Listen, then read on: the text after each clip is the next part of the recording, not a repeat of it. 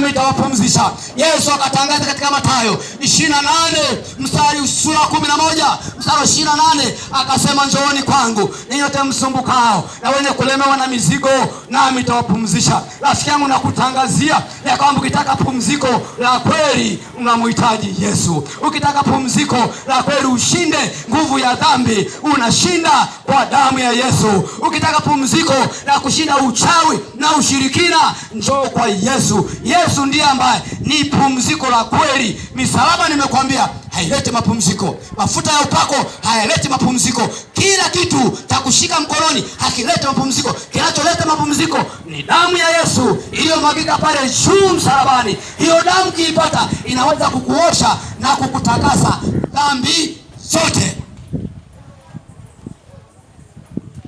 Kwa kumaliza mahubiri ya muda mfupi, tamani niombe na mtu ambaye anasema, mtumishi wa Mungu, niko tayari kumpokea Yesu, niko tayari kuokoka. Unaweza kusema, na mimi sala hii nimekuwepo redioni, nimekuwepo nikisaidia watu wengi. Naomba mtu wa Mungu, umepata bahati, nimekufikia siku ya leo.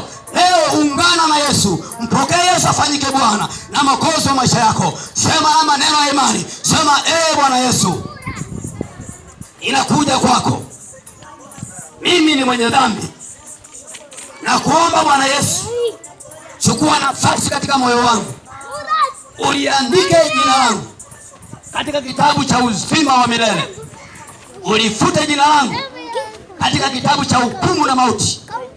Asante Yesu kwa kuniokoa na kunikubali. Amen.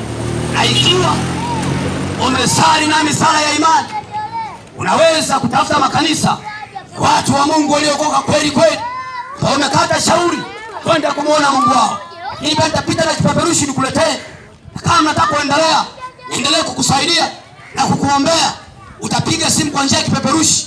Nikwambia niko kwenye mtandao wa kijamii, niko Facebook, niko YouTube, nikatie upendo, utatupata na Mungu akubariki. Uweze kuwa na jioni njema.